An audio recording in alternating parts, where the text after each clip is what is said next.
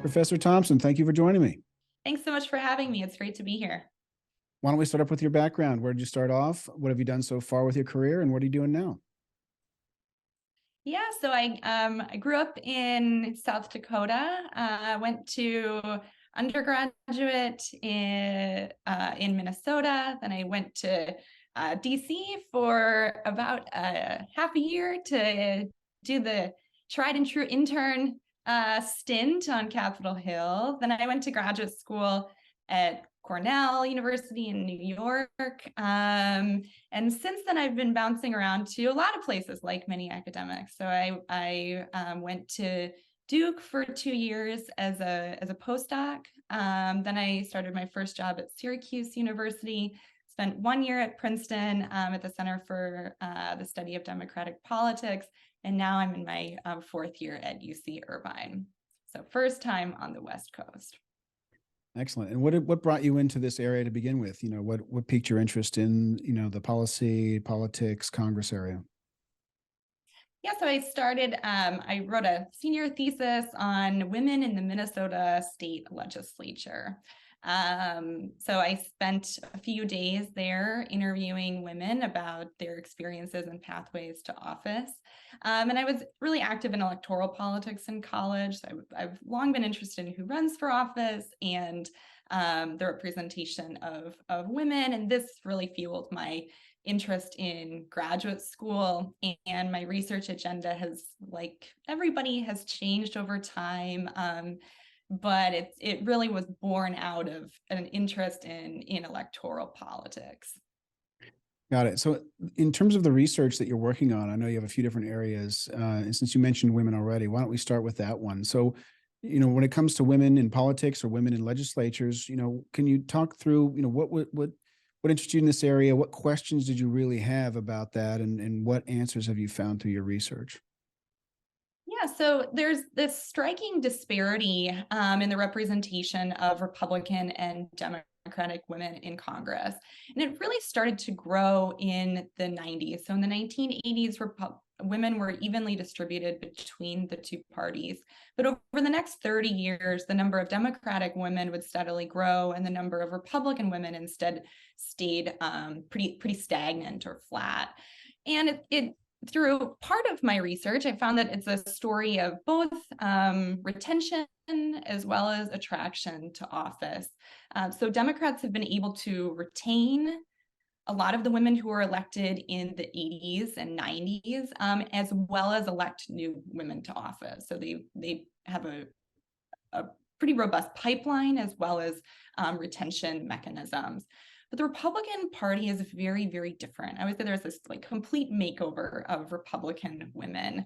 Of the Republican women serving in office right now, there's 32 in the House. Only one of them, Kay Granger, has been in office since before 2000. And this matters because it has a bunch of implications for how far legislators are able to rise up the ranks in office. So this retention story, I think, is an ideological story where most of the women in the 90s, they were from the more moderate faction of the party, and they lost out as the party shifted to the right. Whereas Democratic women have been more liberal for a long time, and they've become better matches with their party ideology over time. But the election of new women to office, I think, is a little bit different. I have a new paper with Erin King that looks at the typical pathways to congressional office. And we look at sort of occupational pathways like lawyers who donate to elected officials, state legislators who are in the long time sort of most common pathway to Congress. And we show that there's just real not only gender, but gender and party disparities in the pathway, with men outnumbering women like 3-to-1, Republican men outnumbering Republican women like 5-to-1. So we really try to kind of turn the attention towards the the pipeline to office and suggest that women have to be far more likely to run than men for the gender disparity to close. But these two mechanisms we'll keep talking about probably with respect to my book. But this, when you think about a faction or a caucus in a party, in a legislature, you think about how to retain them or how to grow a caucus in this case. And you have to think about how to get new ones in and how to keep the ones that are there. And the parties are fundamentally different in both of those ways with respect to recruiting and retaining women. Now, maybe you didn't do this work, but I'm just trying to get the general context. So is that true just of the Congress, the National Congress, or is it true also in a state and local level where you have the same disparities, or is it totally different? Well, it varies by state because like some states just have more Republican women in the state than Democratic women in the state, right? So the makeup of women in the state obviously varies, but in general, it is true that Democratic women outnumber Republican women in state legislative office as well. Local level is more difficult because the data is harder to find, and they're not all partisan, and so there's not a real obvious way to know a local official's party in the same way that you can in state office or federal office. So just to be clear, it's less women identify as Republican, or is it less women who are Republican run for office? Less women in the typical pathways to office who are Republican. So rates of running, so a lot of this is a really important question. So rates of running, so are women less likely to run, is one of the biggest questions in the gender and politics literature. So there are so few women in office because women are less likely to run. And we find something a little bit different, which is there's a little evidence that women are less likely to run, but the bigger disparity in terms of like what yields different numbers of candidates is rooted in the fact that like there's so few Republican women in these pools. So in state legislative office, in these lawyer donor pools, or in pools of candidates who were named in statewide newspapers as potential candidates. So like there's just a dearth of women who are well situated in the most common or typical pathways to office. And the reason for that is the attraction of those kinds of jobs, or do you have the underlying reason? Well, so we just sort of look at the consequences of that, right? So what are the consequences of these real partisan and gender disparities in professional pathways, in lower level office pathways? But if you look at lawyers, most women lawyers are Democrats. So women lawyers are just more likely to be Democrats. And lawyers, we know that lawyers run for office at really high rates. It seems to me that if more teachers ran for office, or if more nurses ran for office, or any sort of profession that is more women dominated, that we would probably see more women candidates. But the feeder pathways, the feeder professions are just more male dominated. Now, it's not to say that, law school, there's all this celebration about law school graduates being half women and half men, which is definitely true. But if you look at who runs for office, these are like 50-year-old lawyers, right? So it just takes a long time, and it's a different subset. Like 25-year-old lawyers don't run for office. I see. So based on the trends, right, in the professions that you're talking about, if we look ahead 20 years, are we going to have the same makeup, or is it all going to even out because of, the law school graduation, makeup? For Democratic women, I mean, my expectation would be that it would narrow further. Democratic women are already like almost 40% of the Democratic caucus, but for Republican women, it just is not going to look the same unless something would dramatically change in terms of who's selecting in to the careers that yield, that result in political careers. So I don't think for Republican women, it would naturally on its own without any intervention change. That doesn't mean that, PACs like Elise Stefanik's or her initiative to try to deliberately recruit Republican women, but that's a very different approach from the like hands-off party approach that I would say has dominated American politics. And in terms of the women that are in the pipeline, right, in the Republican side or in the Democratic side, is there any fundamental difference between the way you look at them versus the men, or the way the women look at each other? You already mentioned that the women, I think, in the Republican side are typically more moderate, whereas and the Democrats are more liberal. Is that of center? That's typically the way it breaks down. Is that correct? Historically, that's the way that it's broken down. Now we've seen gender differences diminish on the Republican side. So Republican men and Republican women in office are very ideologically similar because they lost this moderate faction in the 1990s. But on the Democratic side, we see persistent differences between women and men, both in the public and in office, with Democratic women just being more liberal than Democratic men. And how about the primaries and the role that the primaries play? You know, because we've talked to other people, you know, on this series in the past, and talked about primaries being, you know, you have a small group of people that are determining who wins a primary, and that determines who is ultimately going to win the general election for congressional candidates. And so you have a small group of motivated partisans or even, you know, extremes in the primary system that are determining the ultimate winners. So how does that play into this story? Is it more likely that those people favor Democratic women, or are they disfavor Republican women? Well, in other work, I've looked at whether ideology has a different effect. So whether conservatism has a different effect on winning for men and women. And I don't really think there's much evidence for this. So basically, like, conservative women don't lose more than conservative men, and moderate women don't lose more than moderate men. And the same thing goes for the Democratic side. But what's different is that there's just more, the distribution of women on the Democratic side is just slanted toward the liberal. But within the liberal distribution, women and men are doing just as well.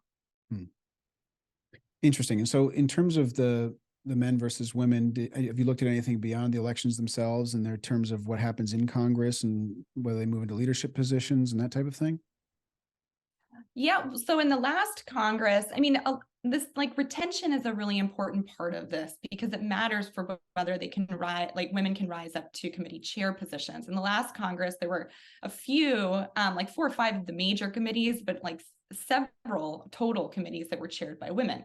Well, some of this is associated with the fact that they were elected in the late 80s and 90s.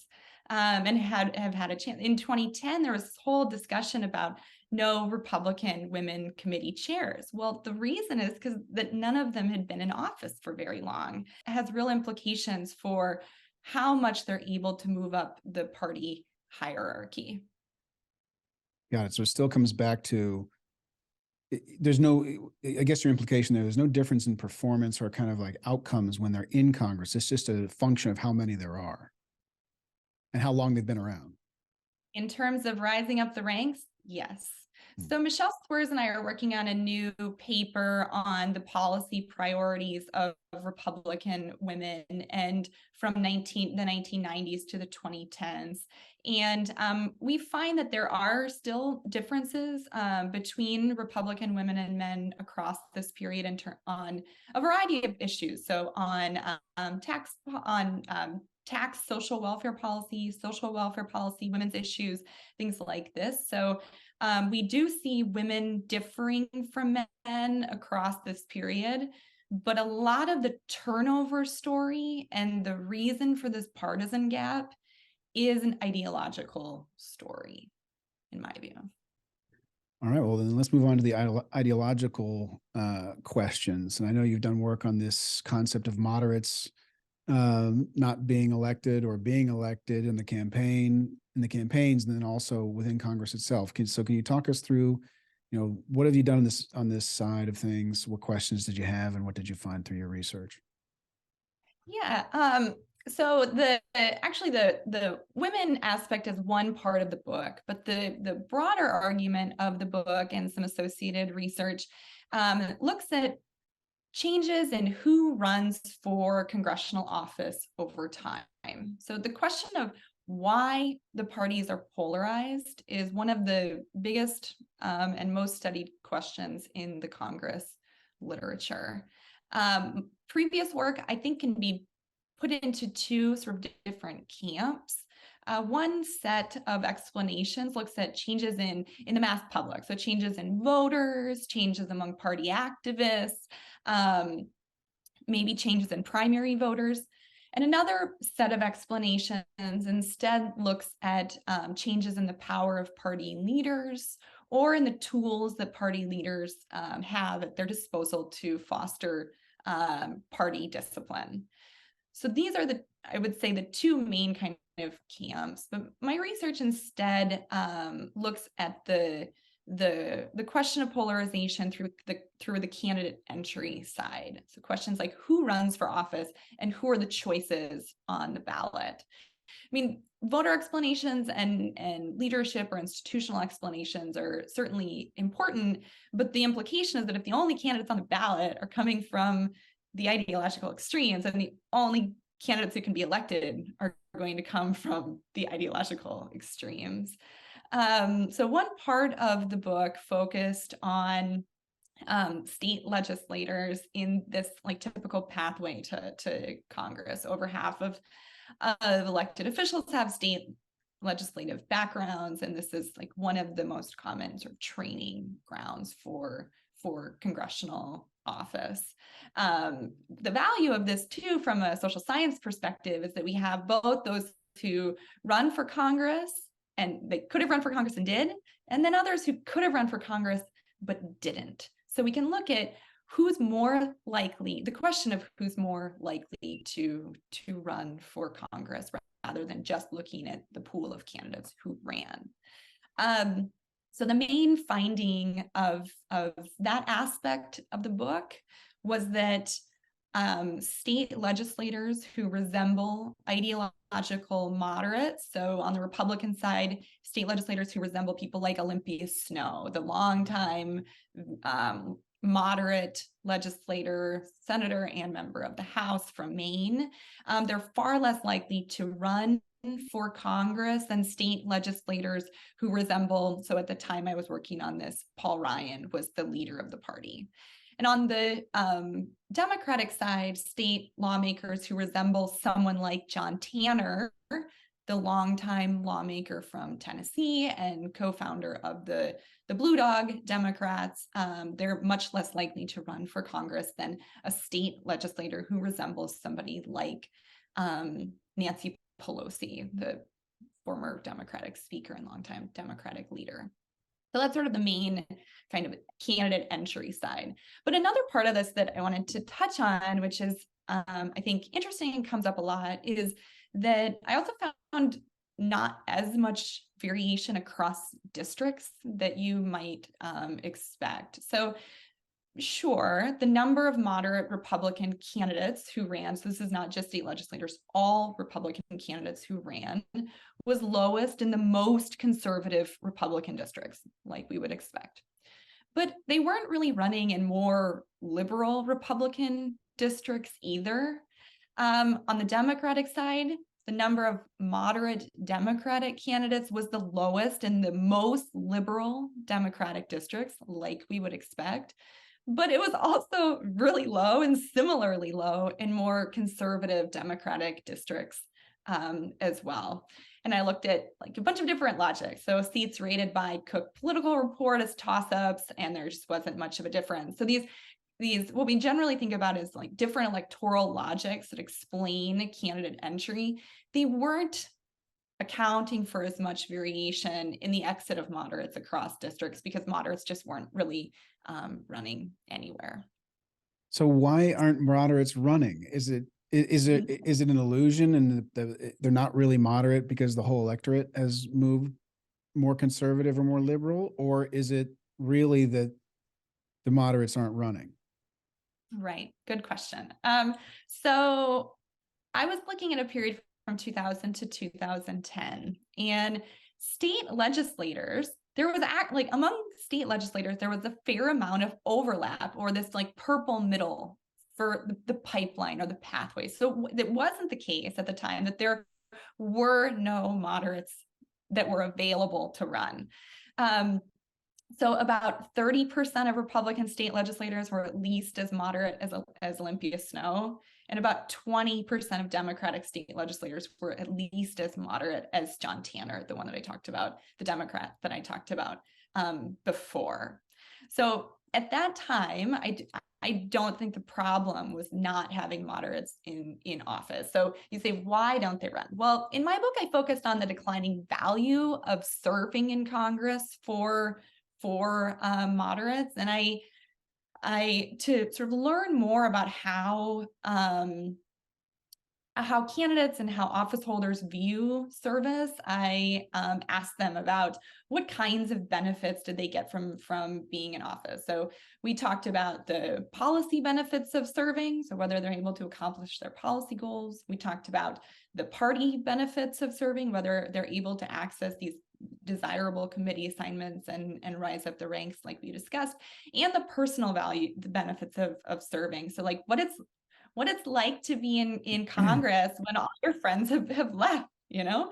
And they spoke at length about how the policy benefits declined as moderate, as their numbers diminished and as their leverage to withhold their votes waned over time. They talked about how the party benefits declined as moderates weren't really getting any good party assignments, like party goodies like preferred committee assignments or access to these leadership positions. And then the personal benefits declined also as, like I said, fewer members in office shared their ideological worldview. Like one member said that, it was not fun anymore. Your job doesn't always have to be pleasant, but it wasn't fun anymore because you're viewed like a heretic from members within your own party. Right? So really focusing on the declining value of service for moderates over time. And then another part of the book looked at retirement patterns. So this kind of speaks directly to that. And I found that moderates were more likely to retire than liberal Democrats and conservative Republicans. So these two sort of things that I mentioned before, attraction and retention, the opting out of moderates from running for office or the entry or emergence of ideologues, and the exit of moderates from Congress provides a different vantage point to view the rise in polarization than prior work had done. It's interesting because during that same time frame, right, the leadership strengthened in the House at least, right? And so you would think that they don't have as much power as they probably would have had 10 years before when committees were stronger. So I can understand that in the House side, that the benefits, maybe the policy and otherwise, and committee assignments may have been diminishing in terms of attractiveness. But that I'm not sure that logic would apply to the Senate, though. So what happens in the Senate? Why don't they become senators? Because you still have, there's less people to, is the same logic at work in the Senate as it would be in the House? That's a great question.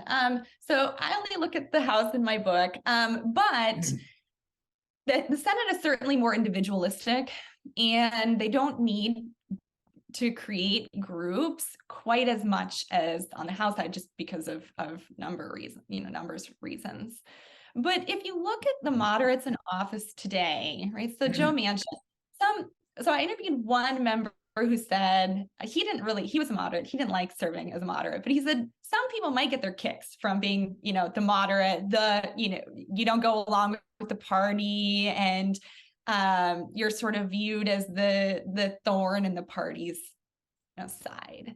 And I think Joe Manchin doesn't particularly mind being a moderate, probably relishes it, but has a very different electoral landscape that he's dealing with as well. So I think Manchin is kind of an outsider. But the fact is that we just see fewer Democrats representing more rural states, we've seen this real decline in moderates elected even in the 2000s, right? So it used to be the case that my home state of South Dakota had 2 Democratic senators. I mean, this is not long ago, 20 years ago. So it, I focus on the House, but we certainly are not seeing a surge in moderate candidates in the Senate either, or moderate elected officials. So that is consistent with a story where it's not particularly pleasant to be a moderate in office, but there might be exceptions to the rule, like Manchin or Sinema is sort of playing this card as well. Yeah, I'm just thinking that in terms of individual power, you can make an argument that the individual power for backbenchers in the House has declined, and so the attractiveness of the job may have declined, and so people who are less ideological in orientation might be less attracted to the position, right? Because they can actually get less real stuff done. Whereas in the Senate, in some ways, the power may be increased, right, because of the use of the filibuster, et cetera. So you would think that the policy opportunities for senators maybe even higher than they were in the past because of these additional veto powers that they have. But it sounds like your argument is you want to be loved in your party. And if you don't feel like you're loved, you go to the House or the Senate as much. That is my argument. I interviewed one former senator who was in office in the early 2000s. And he said there were, I think, 5 or 6 moderates sitting together meeting with the vice president. And he said, we talked about, we could have been the most powerful people in the world, given the makeup of the Senate and the partisan distribution of power. And he said, yet the leadership peeled them off one by one because everybody wanted to be able to demonstrate that they were a card-carrying member of the party. And the pressures that the members face to go along with the party, or to not be if there's the one person out, is really enormous. Not everyone cares, but the pressures are real. And they affect the quality of service. I mean, Olympia Snowe said publicly when she retired that the reason that she was retiring was because of the prevalence of my way or the highway ideologies in office. Yeah. Well, that comes to the question of leadership then, right? Is it just a proportion of extremes in the houses that create that situation, or is it a leadership issue, that a certain leadership style that has dictated that change? I mean, like a lot of the members too, they said you only matter as long as you have votes. And if you don't have any votes to show the leadership doesn't care about you. And so the question of, are there enough of them? And can they hang together to achieve whatever policy ends they want? Well, in the 90s, there were coalitions of 40 moderates, even in the early 2000s, the Blue Dog Democrats, there were a lot of them until 2010. So you have leverage as an office holder. When you go to party leaders, you have leverage if you have numbers.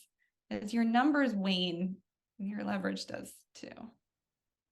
So it kind of goes back to the chicken and egg question about why aren't there moderates, right? And you're saying that moderates don't run because there's not moderates there. How did the trend start? Was it less moderates running, and that led to domination by the less moderate, or already were there less moderates in there, and then that started the cycle? Yeah, this was the bane of my existence for a long time, this question. So my argument is more about the persistence of polarization. I think that there are a bunch of electoral changes that were well documented by a bunch of other scholars, but I don't always think that. So 2 comments. I don't think that the reasons why any big trend starts are the same reasons for why that trend persists or why that trend grows. And you can see other factors that matter in different ways that didn't later on, it didn't really maybe matter as much at the beginning. The second thing is about polarization. A lot of people, want to find a silver bullet. And the truth is, like, one of the values of the valuable parts of looking at data over a really long time horizon. So my book was, one part was 2000, 2010, but another part was 1980 to 2010. And the value of looking at a trend across decades is that you see that, Congress doesn't change in dramatic ways session by session. It changes very slowly. It changes at the margins. And oftentimes it's kind of hard to see. Like you elect a small number of members in each Congress. They slowly but steadily shape the direction of the party.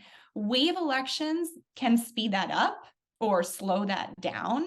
They can take out some factions more than others, or add to certain factions more than others. But typically, change is slow. And I interviewed one member who said he came back to Washington after he had announced his retirement in his district. And he came back to Washington and told his friends that he was retiring. And these are fellow members of Congress. And I said, were they sad to see you go? And he said, not really. More so it was like, maybe I should go, or maybe I should go, or maybe I should go. Right. But I don't know the number of those people who actually left in that cycle or left in another cycle. Some were beat, some retired. Right. But it's a slow chipping away at caucuses, at factions over time, diminishing the strength and the appeal of that faction. I also asked a member who was a recruiter for the congressional campaign arm, and how they would recruit moderates. This member was a moderate himself. So how they would recruit, and he said they would bring them out to Washington and show them that other moderates like them existed. So there's a lot of this. It's hard to measure, it's hard to see, but I think that before running for Congress is no small feat. Being elected in Congress is a life-changing event, and you want to be. And these people have a lot of career options. They have a lot of professional opportunities. And I think you want some assurance that you're going to be able to do what you set out to do. And for moderates, policymaking is a really important facet of serving. I was talking to a member, last year about his perspective as a former member, and he talked about, thinking that because of this moderate situation, that maybe there's an opportunity for another party, right, that would be composed of the moderates from both sides, and that he explored this idea for a while, and turns out that even the moderates from each party still hate each other, and so that his dreams of a third party were dashed. Did you look into that at all, or did you have any perspective on the moderates, the moderates of one party and the moderates of the other? Could they meet in the middle and become a new party? Well, this always kind of comes up from time to time. As a political scientist, and plurality rule and single member districts, I think it's really hard given the strategic incentives for that to happen. It doesn't mean that that anecdotally a few independent candidates have won in the past, but not in decades in the House. And so I study more just Republicans and Democrats because the incentives aren't really there. But it's not impossible. It's just it's a really uphill climb. Got it. Let's move on to the topic of money, which is, I think, your newest area of research. Obviously, money is intimately related with the other areas we talked about before, and especially who can run and who's more likely to succeed if they run, I guess. So can you talk through, what are you doing in this area of fundraising and money and money and campaigns, and what are the questions that you're asking? What have you found? Yeah, absolutely.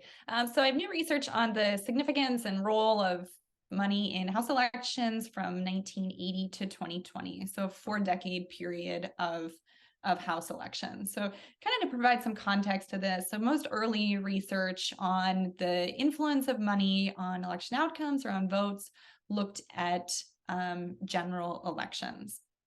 And the main findings were that for challengers, money mattered a little, some. So challengers who raised more money and spent more money did better, but it didn't really have much of an impact on incumbent vote shares.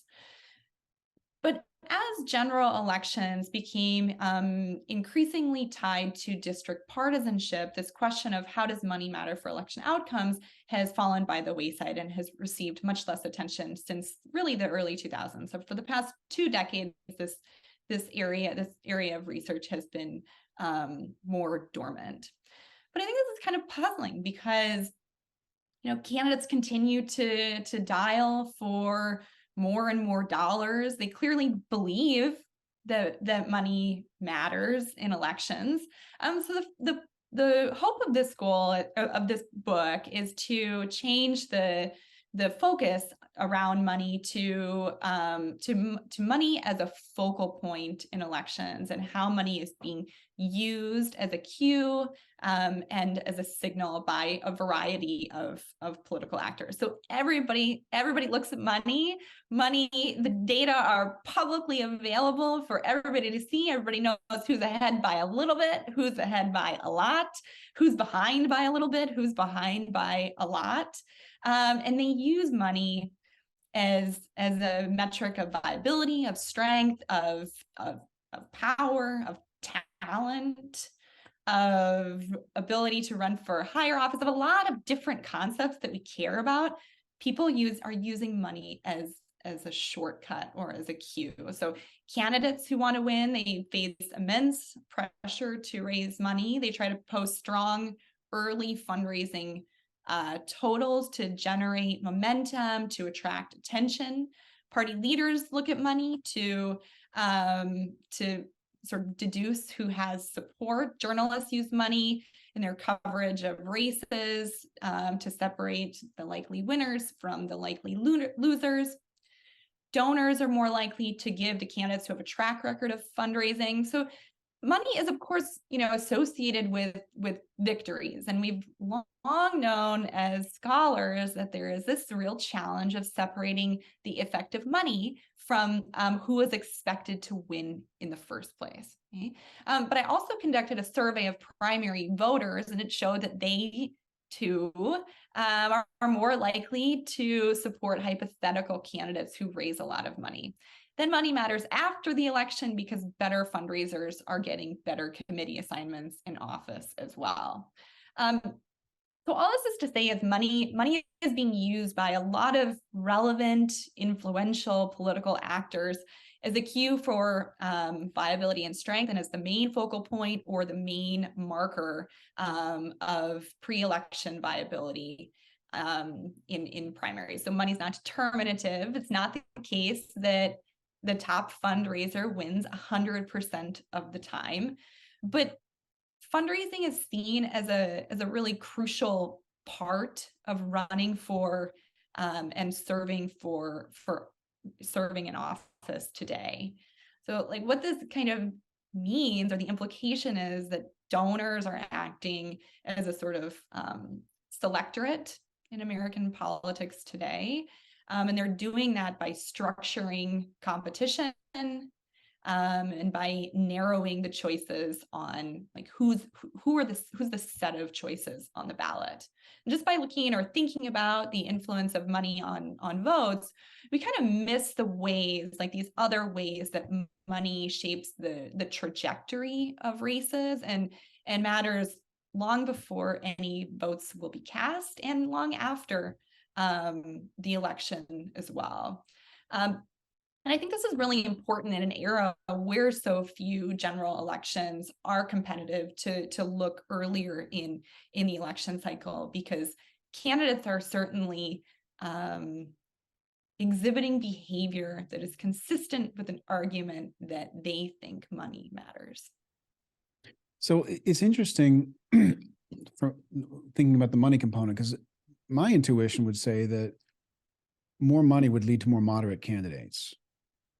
Because most of, I mean, maybe I'm wrong, you can explain to me, but I would think that, yes, you're going to get money for extreme candidates from sort of grassroots, but if you look at more institutional kind of money or business money, I would think that most of those businesses would prefer moderate candidates rather than some radicals on either side, right? They just want things to be kind of keep as they are, don't rock the boat too much, just let me do my business. Whereas there's going to be a contingent of funders, I guess, that's going to be more likely to give money to a more radical candidate. So Yeah. is there a big difference in the money flows and what kind of candidates it favors by geography, or how does that all work? Yeah, that's a great point. So I think a lot of these are happening at different stages in the cycle. So PACs are involved. We know that individual donors are giving to more extreme candidates, and PACs give to more moderate candidates. They prioritize access. They prioritize giving to elected officials.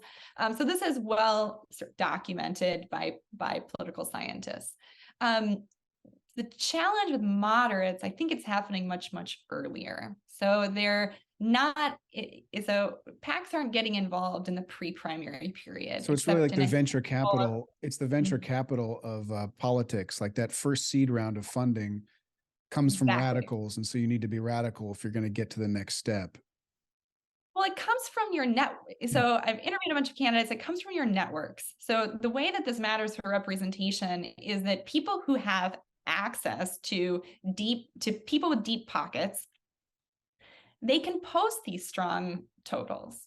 Right? And I don't think it's less about ideology at that point than it is about networks. I think moderates aren't even throwing their hats into the ring because of all of the things that we discussed. I do think a way to induce moderates to run is to promise financial support, because there is a perception among moderates for sure that they can't raise any money. Can you just take me through, the effects you think that are there because of the money, right? At each of these steps, obviously there's the idea that if someone gets money, they're more likely to get more money. Okay, so that's one potential thing. Money leads to money, especially early on. Another one would be, if someone gets more money, they're more likely to be elected, right? So there's another one. Yep. And then what else does money get? Does money get actual access? If someone raises a lot of money, they're more likely to be influenced by that money, right? And their policy things may change. So can you talk me through what are the impacts of the money at the different levels? Yeah, great. So I think money matters for a lot of different actors. So let's just start with candidates. Okay. So if we just start with candidates, so I did a survey of candidates and asked them, how much time do you spend doing all these things? Like, I don't know, meeting voters, like meeting with groups in your district, or raising money. And they spend way more time, the experienced candidates who are also more likely to win, they spend way more time raising money than they do on anything else, including meeting with voters. So they spend their time on fundraising. I have another paper looking at who drops out of elections, and candidates who can't, who struggle to raise money are more likely to drop out. The candidates who are most likely to drop out are experienced candidates who struggle to raise money because they see the writing on the wall and they think they're not going to win. And rather than suffer reputational sort of loss, they decide to exit the race. This is an entirely new phenomenon. Like, we didn't have dropouts in the 1980s or the 1990s. The number of dropouts increased sixfold from 1980 to 2020. So it's just this like real growth in this kind of candidate that we don't really know how to grapple with. And I think it's very intimately related to money. There's also, so that's sort of the what we can infer from both what they say on surveys and what we can infer from their behavior. Other things that we can infer from their behavior. So if we look at just like changes in fundraising, so when do candidates raise money and how much do they raise at the beginning? So I have these pretty, I think, striking statistics, which is that for open seat general election winners. So these are non-incumbents, newly elected office holders that entered through open seats. In 2020, the median first quarter of fundraising for open seat winners was the third quarter of the year before the election. More than 3/4 of these winners in open seats raised money by the end of the year before the election. So like for the 2022 election, this would be the fourth quarter of 2021. Contrast this to 1980, when the median first quarter of fundraising was the first quarter of the year of the election. So this would be like January to March of 2022 for the 2022 election.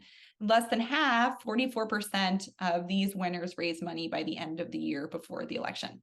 So this is one more evidence about the time frame of when they're raising money. And we can also look at the amount of money that they're raising in the first quarter that they enter. So these same kinds of these general election winners and open seats, they raised the median value is $250,000 in their first quarter of entry in 2020. In 1980, this was $50,000, both in 2020 dollars. So we see candidates saying in surveys that money is important. We see candidates investing more time, more time in early fundraising and trying to raise larger sums overall. Then we see the ones who struggle to raise money dropping out if they dropping out of the race before the election. So this is the big bucket of how candidates perceive money, which I think is a really important bucket to start with, because that's who's on the ballot. Then we have journalists who they're more likely to cover. So I've looked at coverage of fundraising in open seat races from 1980 to 2020. They're more likely to cover fundraising today than in the past. I've looked at dynamic changes in money and how what you were saying, like money begets money. So people who raise a lot of early money, they continue to add on to their earlier winnings. I've interviewed about 10 to 15 candidates, and they've told me that party leaders won't give them the time of day. So DC leaders won't give them the time of day unless they can demonstrate strong numbers. I asked them whether they thought money was the only marker or just a marker. And they said, well, they use other things like local endorsements too, but money is the main marker that you're being used to as a benchmark to everybody else. So those are, and then voters, of course. I mean, voters are hard, right? Because there's a bunch of other, like money. The real challenge of studying money is one indicator, but it also captures so many other things. So it captures like quality, it captures experience, it captures charisma, it captures probably even grit. It captures social networks and professional networks and wealth and all of these things, right? And some of these are good, right? Like we want candidates with grit, we want candidates with charisma, we want candidates who are quality. But the reason it's hard to know the effect of money is precisely because of everything that's wrapped up in it. And, voters are voting for the candidates who raise the most money. That is an empirical pattern that is pretty well done. And that's the root of this. If money was not associated with election outcomes, nobody would care about money. Or if money was mandated to be equal, nobody would use money as an indicator, right? But it's not, and it's hard to know the effect of money. But with sort of an experimental design, I do find that primary voters say they support hypothetical candidates who have a demonstrated ability to raise money. But it's not, I mean, it's hard to tease out these things. But just because it's hard to tease them out doesn't mean that we shouldn't look at them, because if we don't, then we miss all of these, like this really big part of running for office that seems to have a pretty tight grip on both candidates, on elected officials, on party leaders who are really prioritizing raising money. So I'm curious about something you mentioned earlier about the leadership not giving you any time if you don't raise money as a candidate. How does the money thing play out within Congress itself? Obviously, it's important whether you get reelected or not. You have resources, et cetera. But when you're in Congress, you know, I would say in theory, it shouldn't make a difference. You're there, you should have the same power as everybody else and should be based on merit, whether you run a committee or not, or whether you, whether your legislation is taken seriously or not. Is that the case, or is money a factor in that, even inside the Congress itself? Yeah, so we see ripple effects of how candidates fared in fundraising on the campaign trail transfer over into Congress. So one chapter of the book looks at this question of like, are there trade-offs between, so two questions. One, so there is this conventional wisdom everywhere that better fundraisers get better positions, and that better committee assignments come with a dues, they come with a price tag, and you can really only get these if you have if you are a good fundraiser. And so I looked at transfers, so transfers to different committees, and the people who are transferring to better committees are better fundraisers. I also looked at first term members to see whether, those without any legislative record are better fundraisers before they were elected. Are they getting better committee assignments when they're initially elected? And they are. So this conventional wisdom turns out to be true, that better fundraisers are better, are getting better committee assignments. But I also looked at the conventional wisdom of whether there's a trade-off between fundraising and legislating, which is a theme that comes up a lot if you talk to members of Congress. Like, I don't have time to work on policy because I spend all my time on the phone. And I didn't really find as much evidence for this. So I actually found that better fundraisers are more effective lawmakers. So I use Bolden and Wiseman's measure of legislative effectiveness. And then I also have data from the Center for Responsive Politics on how much, and from Craig and Bolden and Alan Wiseman on how much money they're getting from different sectors and their legislative effectiveness by sector.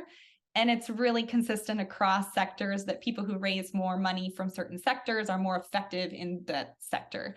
So there's a couple of different ways to look at this. Like, on the one hand, it might just be a legislative subsidy, like political scientists have shown in the past, and that there's this kind of symbiotic relationship between money and legislative productivity. It might be more pernicious in terms of, who's getting money and favors and things like this that have long been the concern. But with respect to productivity and whether whether members of Congress are able to, are hindered from enacting, from seeing legislation through because of fundraising, I don't really think there's that much evidence for that, at least with these measures. Maybe it's back to, you said if they're good at raising money, maybe they're good at lots of things, including getting legislation through. They're just generally more, they're able to be more productive in general.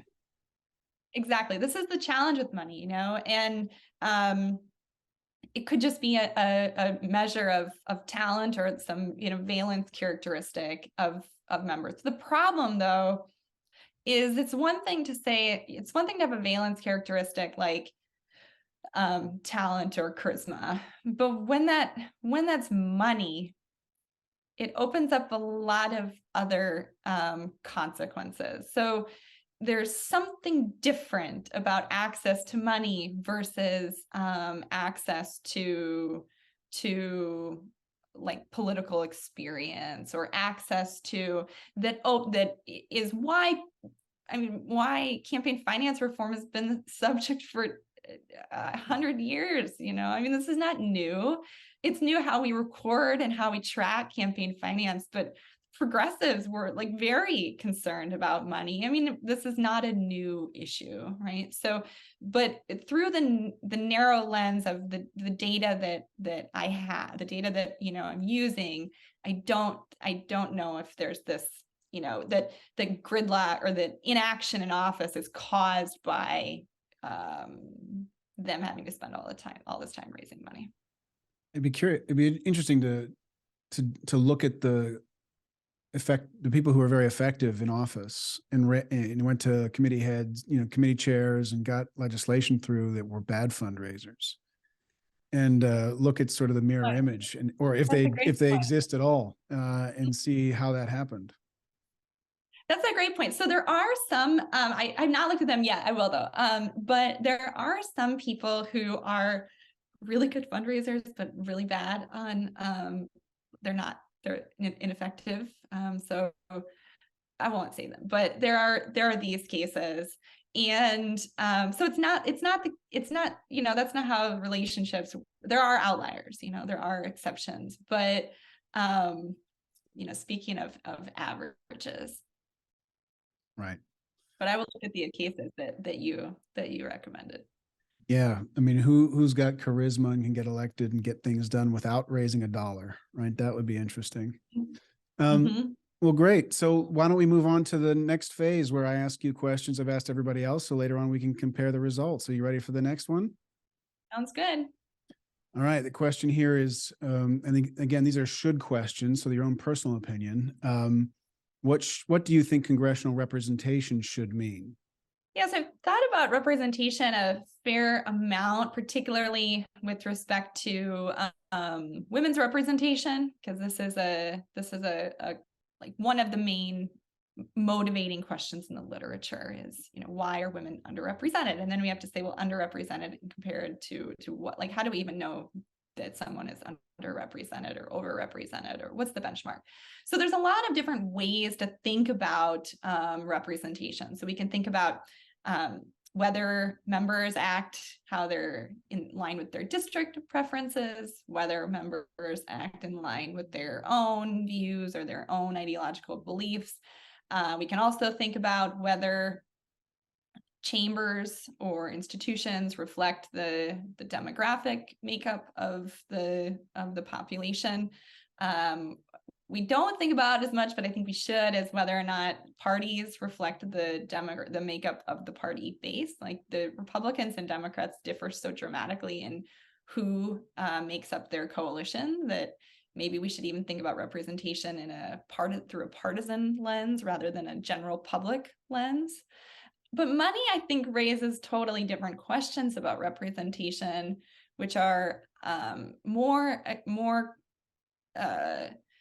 about whether representation is localized or nationalized. So money is not a measure of district support, right? You can give to anybody, regardless of anybody in the country, regardless of what district you come from. You can get money from anybody, regardless of what district you represent. This, with the nationalization of elections that we've seen really cemented over the past few decades, I think raise both of these things. So nationalization of voting of elections and the ways in which money shapes the choices on the ballot really matter for questions about accountability, questions about responsiveness. So our system is kind of built on this idea that people would be strongly attached to their states, their districts, their localities. But Dan Hopkins has a great book, The Increasingly United States, and shows that voters are backing the same party across all levels of office, regardless of their actions in office. That office holders, the candidates, are more likely to see their careers as tied to their status in the national party. So I think from this lens, like, is representation more local or more national, is one that I think will be getting more attention in the future. I think that a local oriented form of representation would be preferable, because it would result in a better understanding and more attention to the needs of the district, which is the model of the institution.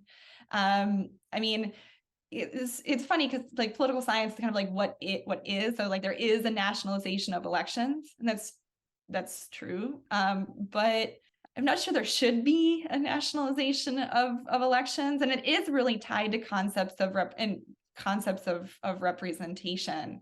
And I think having more local accountability and more local I mean, if you talk to members, though, they say they know their districts like the back of their hand, and they cite this group and this interest and this person, this group is really active, or this segment is really motivated or something.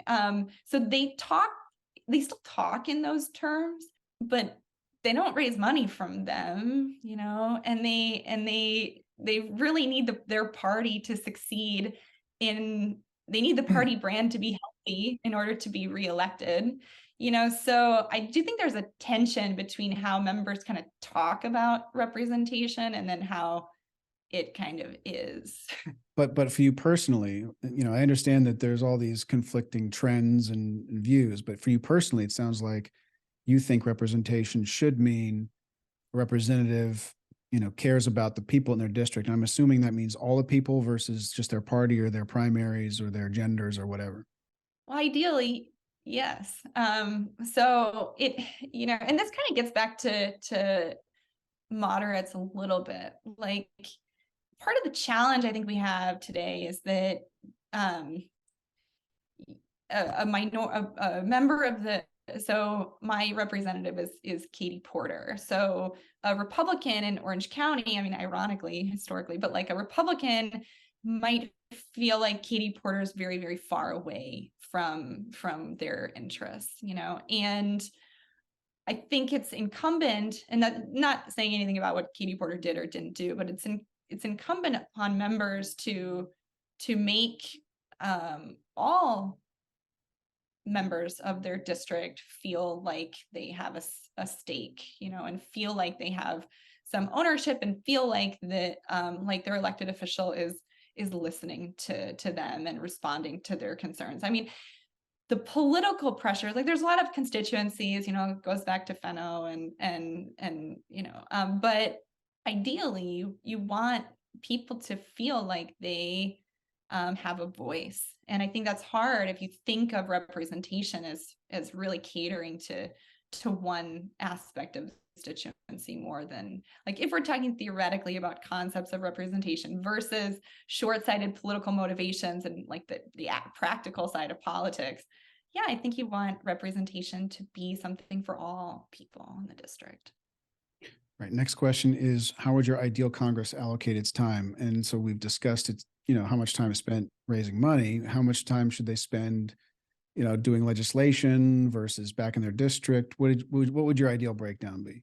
Well, I obviously think they should spend less time raising money. I think they should spend less time messaging and trying to get clicks and likes, which is associated with raising money.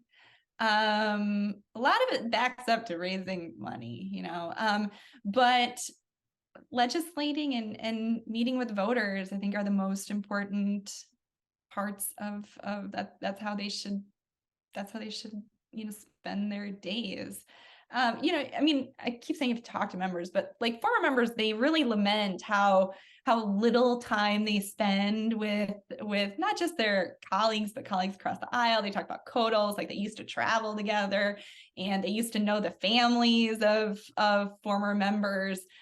And I think that would be good too. So legislating, meeting with voters, spending time with your colleagues outside of the limelight, spending less time campaigning, and more time legislating and investing in not just policy expertise, which is true too, but also investing in social ties.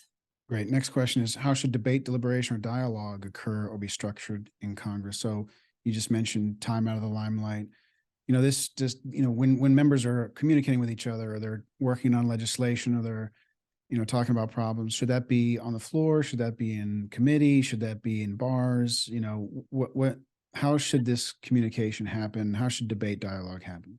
Yeah, so it's really difficult to change kind of norms and like folkways and pathways, but it feels like we're really stuck in this like D&R policy world, even if bipartisan majorities are needed a lot of the time. But members oftentimes talk about the importance of trust in policymaking, the importance of keeping to your word. And the reason this is important is because so much of what happens behind the scenes. So it's something you won't know by looking at vote outcomes. You won't know even by looking at the agenda, right? What is going on? What factions do or don't support a bill? What parts have to be taken out or modified to get certain members on board? And like, not to belabor this point, but I mean, you need floor activity for records and for being, that's the public aspect of Congress is an important aspect of a legislative body, a representative body.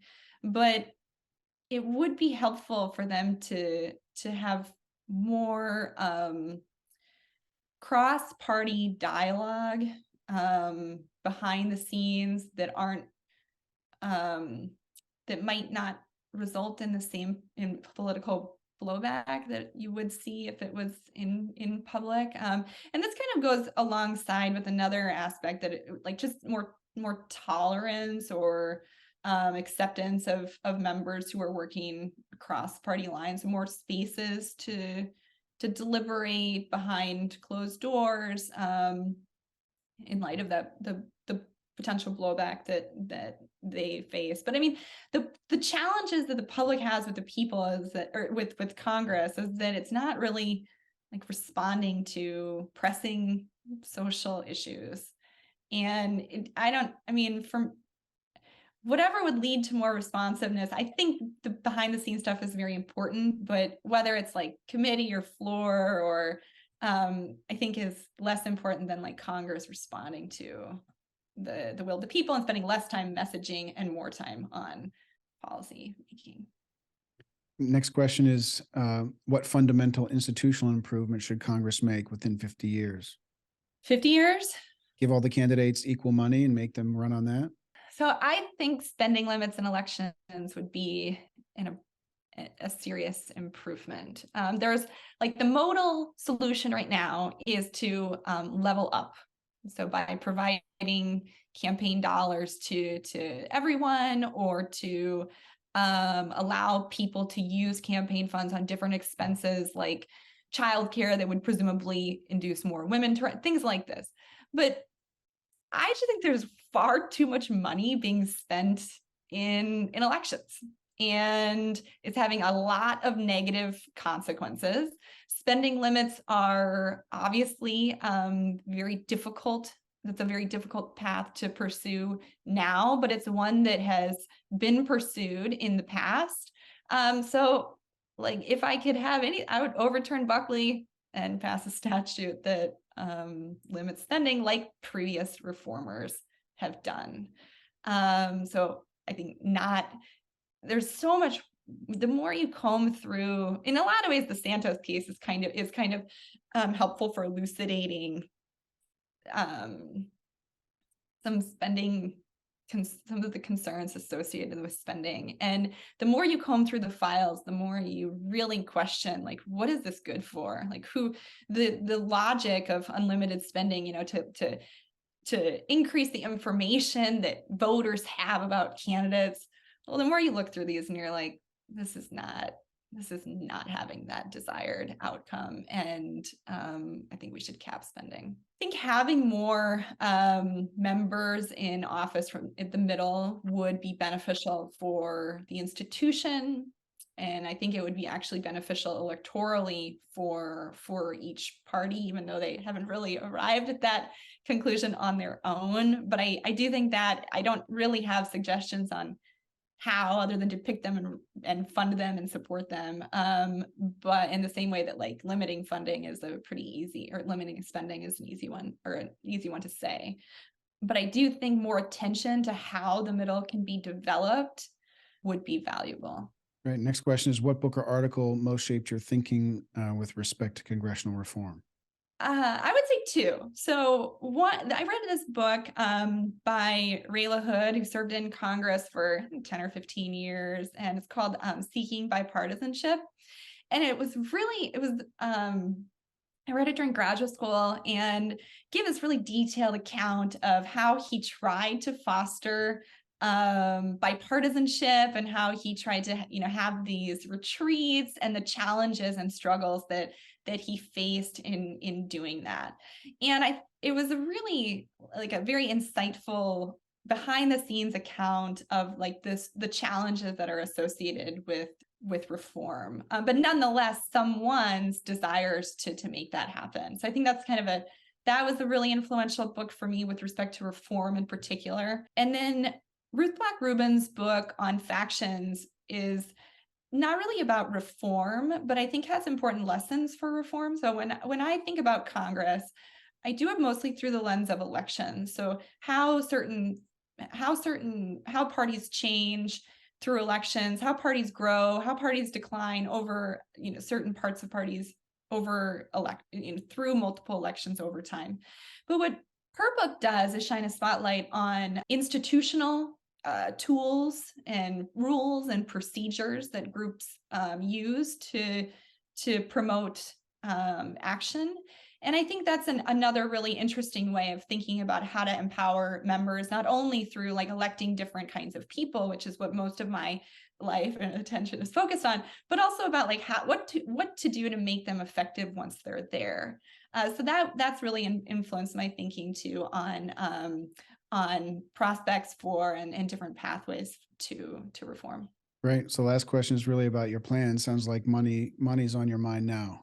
So what are you working on and what do you have coming? Yeah, so it's a lot of money, money. But beyond that, I have a paper that I mentioned, Michelle Swer's looking at the policy behavior of Republican women from the 90s to the 2010s. I have a paper with Sarah Truhl and Craig Bolden and Alan Wiseman using their new estimates of state legislative effectiveness. So we find that more effective state legislators are more likely to run for Congress. But my projects on money, there's a bunch. I'm looking at dropout decisions through the lens of money, like I mentioned, measuring candidates with money versus with votes, measuring competition with money versus votes. So thinking about money as a metric, where early money comes from, who are these networks, and disparities in candidate loans as well. So Right. A lot on money. Fantastic. Looking forward to it. Thank you so much for joining us, Professor Thompson. It's much appreciated. Thanks for having me, Matt. It was great to be